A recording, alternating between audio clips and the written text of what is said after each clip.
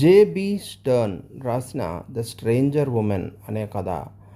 ఒక కుటుంబంలో ఒక గ్రామంలోకి ఒక అపరిచిత మహిళ వస్తుంది. ఆ మహిళని ఒక ఫ్యామిలీ ఆహ్వానిస్తుంది.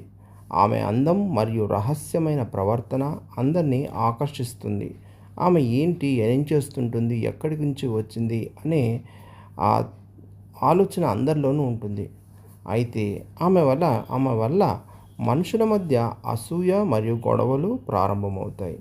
ఆమె ఎవరు, ఎక్కడి నుంచి వచ్చిందనే విషయాలు అపార్థాలకు దారితీస్తాయి. ఆమె ఉన్నన్ని రోజులు ఆమె ఎవరు, ఏం చేసింది, ఎవరితో తిరుగుతుంది అనే డౌట్స్ అందరిలో ఉండిపోతాయి. చివరకు ఆమె వెళ్ళిపోయిన తర్వాత కూడా ఆ ప్రభావం అలాగే మిగిలిపోతుంది. బయటి వ్యక్తుల కంటే మనలోని అభద్రతా భావమే మన ప్రవర్తనకు కారణం అని ఈ కథ ద్వారా మనకి రైటర్ చెప్తాడు. అందుకే ఒకరిని త్వరగా నమ్మటం లేదా త్వరగా ద్వేషించటం అనేది అంత మంచిది కాదు.